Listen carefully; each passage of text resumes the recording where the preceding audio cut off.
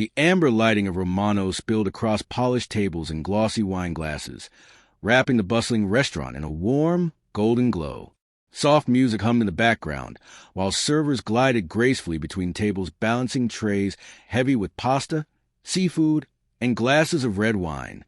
For most, the place felt alive with charm, laughter, and anticipation of a fine evening out. But for Sophia, it felt like a stage she wasn't sure she belonged on. She sat by the window, smoothing the fabric of her red dress for the fourth time, fingers fidgeting against the silky material. The reflection in the glass looked back at her, calm, poised, and yet deeply unsettled. At 31, Sophia knew she should have been confident. She had built a life worth being proud of.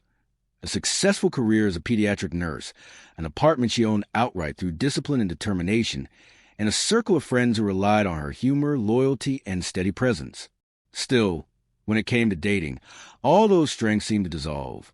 Every new first date carried with it that familiar knot in her stomach, the one that whispered she wasn't enough, that no matter how much she achieved, she would always be judged first and foremost by how she looked, and that she would always come up short. Her friend Katie had sworn this one was different.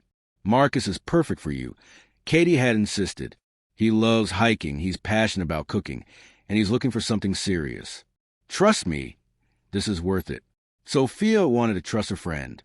She wanted to believe that maybe, finally, the right man would see her for who she was. But the scars of past experiences, the dates who treated her like a placeholder, the men who seemed to tally her flaws within minutes of meeting her, lingered in her chest like unhealed bruises. The clock ticked past 7. Her date was already 15 minutes late. She told herself not to overthink it. Traffic, parking, a busy workday, but her heart still tightened. When the tall figure finally walked in, scanning the restaurant with restless eyes, Sophia felt her pulse spike. Marcus. His eyes caught hers, and his polite smile wavered almost imperceptibly. The subtle shift in expression, so small it could have been missed, still struck Sophia like a stone. She braced herself as he approached. "Sophia?" he asked, his tone polite but carrying the faintest edge of disappointment. "That's me." She kept her voice warm and steady. "You must be Marcus."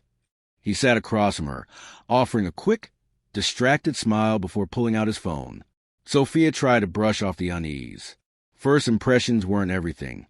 She told herself. Nerves could make anyone seem distant at the start. But as the minutes stretched on, the reality settled in. Marcus's attention drifted again and again to his glowing screen, his fingers tapping and scrolling while she tried to spark conversation. "So, Katie tells me you enjoy hiking?" Sophia ventured, eager to find a common ground her friend had promised. "Sometimes," Marcus replied, eyes still flicking toward his phone. Then, as though remembering he should at least appear engaged, he looked directly at her. And in that moment, his gaze held something that made her stomach drop. "Look," he said, voice calm but brutally blunt. "I'm going to be honest. Katie didn't really give me an accurate description of what you look like." Sophia's breath hitched, though she kept her face composed. "I see," she said carefully. "And what exactly did Katie tell you?" "She said you were active, outdoorsy." His eyes swept over her in a vague, dismissive gesture that left her chest burning. "I mean, I'm really into fitness and health, and I need someone who takes care of herself. I just don't think we're compatible." It was a script she'd heard before, though it never stung any less. Still, she refused to let him see her falter. "I completed a half marathon last month," Sophia said quietly, her voice even. "I rock climb on weekends, and I spend 12-hour shifts on my feet caring for sick children. But I understand if you've already decided I don't meet your expectations." Marcus didn't even seem to absorb her words. He waved a hand vaguely, signaling for the waiter. "I think this was just a misunderstanding. Maybe we should call it a night." Her chest burned with humiliation, but she forced her voice steady. "Of course." He left with barely a goodbye, his chair scraping against the tile floor and his presence vanishing as quickly as it had come. Sophia sat in silence. Around her, the clink of cutlery, the hum of conversations, and the burst of laughter from nearby tables made her own quiet rejection feel even sharper. She pressed her palms against her knees, willing the sting in her eyes to fade. She had endured this before. Men who measure her worth against a checklist, who dismissed her with cold efficiency. But the familiarity of the pain did nothing to dull it. "Excuse me," came a voice from the next table, warm and thoughtful. Sophia looked up, startled. A man stood beside her table, mid-40s perhaps, dressed simply but with an air of quiet authority. His dark hair was streaked lightly with silver, his eyes steady and kind. "I couldn't help but notice what just happened," he said gently. "I'm James.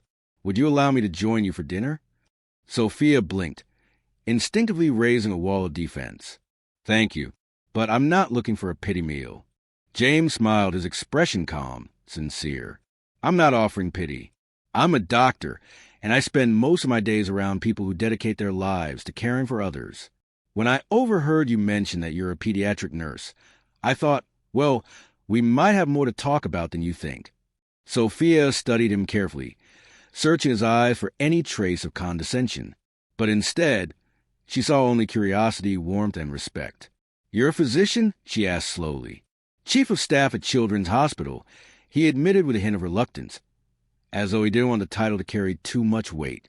"And if you don't mind me saying, anyone who can handle 12-hour shifts with sick children has my immediate respect."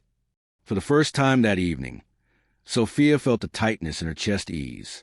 "All right," she said softly, almost surprised at herself. "You can join me."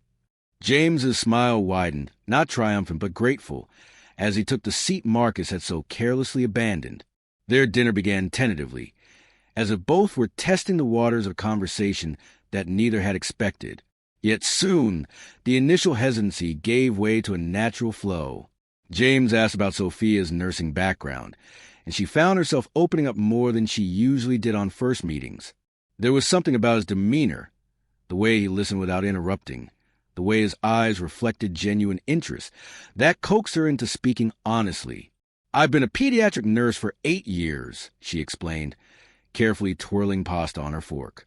"I started in general nursing, but I realized early on that working with children was where I belonged. They're resilient in a way adults aren't. Even in the worst circumstances, they find ways to laugh."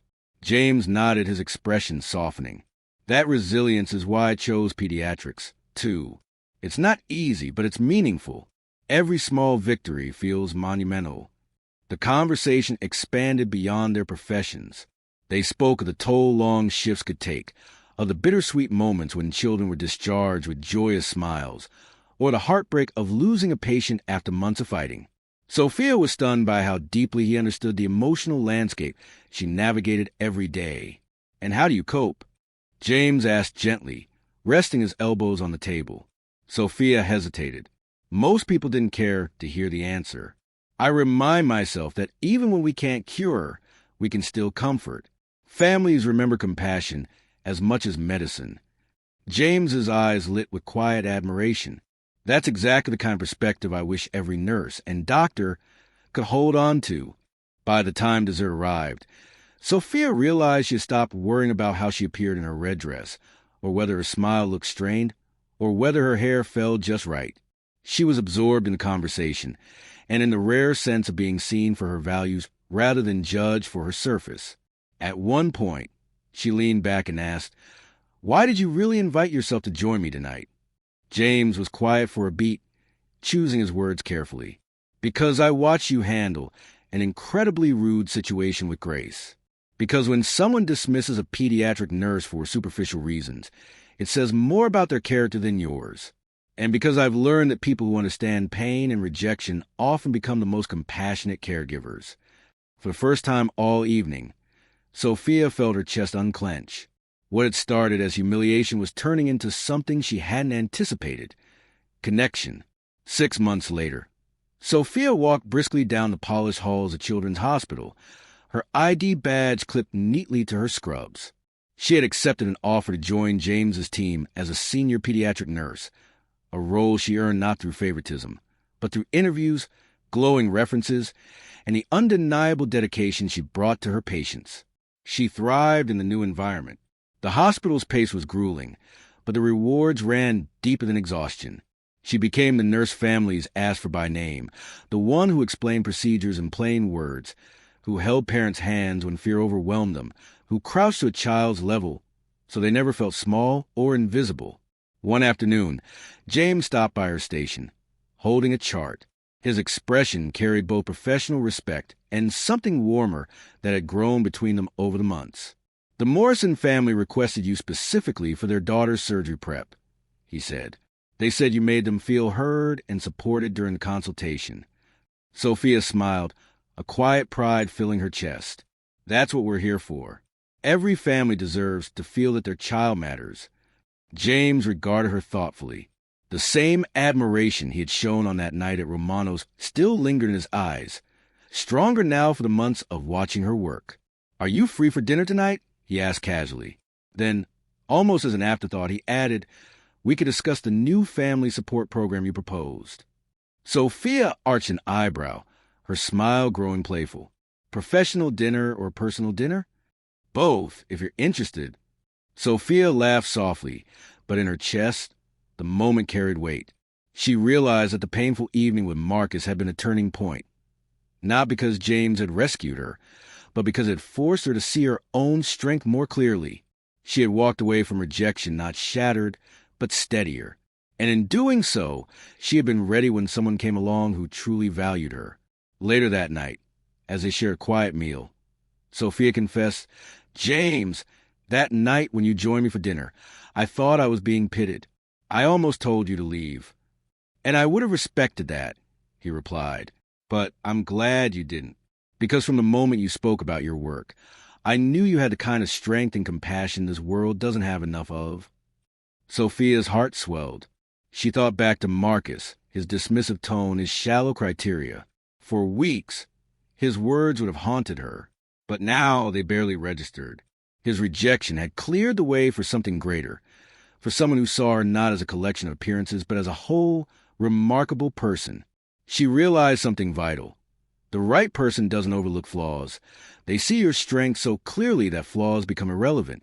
The woman who had once dreaded rejection had become someone who understood that true attraction lies in shared values, mutual respect, and the ability to bring out the best in each other. Sometimes, she thought with quiet smile, the most painful endings are simply disguises for new beginnings.